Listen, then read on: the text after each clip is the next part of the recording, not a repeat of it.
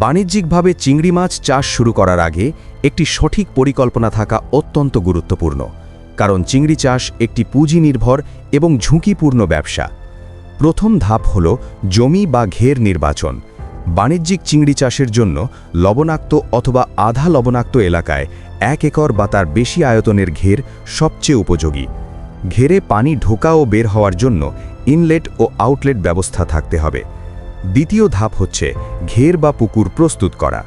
পুরনো পানি সম্পূর্ণভাবে বের করে ঘের ভালোভাবে শুকাতে হবে।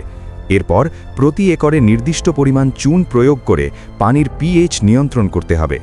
প্রয়োজন অনুযায়ী সার দিয়ে ঘেরে প্রাকৃতিক খাবার তৈরি করা হয়। তৃতীয় ধাপ হল চিংড়ির পোনা মজুদ। পোনা অবশ্যই সরকার অনুমোদিত হ্যাচারি থেকে সংগ্রহ করতে হবে। পোনা মজুদের আগে লবণাক্ততা ও তাপমাত্রার সাথে পোনাকে খাপ খাইয়ে নেওয়া জরুরি। 1 একরে সাধারণত নির্দিষ্ট ঘনত্ব অনুযায়ী পোনা ছাড়া হয়। চতুর্থ ধাপ হল খাবার ব্যবস্থাপনা। বাণিজ্যিক চাষে মানসম্মত কোম্পানির তৈরি ফিড ব্যবহার করা হয়। চিংড়ির বয়স ও ওজন অনুযায়ী দিনে 2 থেকে 4 বার খাবার দিতে হয়। অতিরিক্ত খাবার দিলে পানির মান নষ্ট হওয়ার ঝুঁকি থাকে। পঞ্চম ধাপ হল পানি ও স্বাস্থ্য ব্যবস্থাপনা। নিয়মিতভাবে পানির পিএইচ, লবণাক্ততা, অক্সিজেন ও অ্যামোনিয়া পরীক্ষা করতে হয়।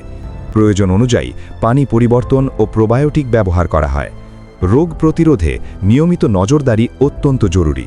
প্রায় 3 থেকে 4 মাস চাষের পর চিংড়ি মাছ বাজারজাত করার উপযোগী হয়।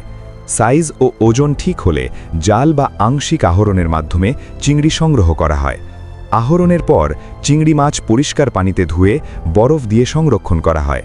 এরপর সাইজ অনুযায়ী গ্রেডিং করে প্রসেসিং প্ল্যান্টে পাঠানো হয়। রপ্তানির ক্ষেত্রে চিংড়ি মাছ প্রথমে ফ্রোজেন বা হিমায়িত করা হয়। এরপর আন্তর্জাতিক মান অনুযায়ী প্যাকেজিং ও লেবেলিং করা হয়। সরকারি অনুমোদন ও মান নিয়ন্ত্রণ সম্পন্ন হলে এই চিংড়ি মাছ পাঠানো হয় বিদেশি ক্রেতাদের কাছে। বাণিজ্যিকভাবে 1 একর জমিতে চিংড়ি চাষ করতে খরচ হতে পারে প্রায় 3 থেকে 5 লাখ টাকা। সঠিক ব্যবস্থাপনায় উৎপাদন ও বাজার মূল্য অনুযায়ী লাভ হতে পারে উল্লেখযোগ্য পরিমাণ। সফল চিংড়ি চাষের জন্য প্রযুক্তিগত জ্ঞান, নিয়মিত তদারকি এবং বিশ্বস্ত বাজার সংযোগ অত্যন্ত গুরুত্বপূর্ণ।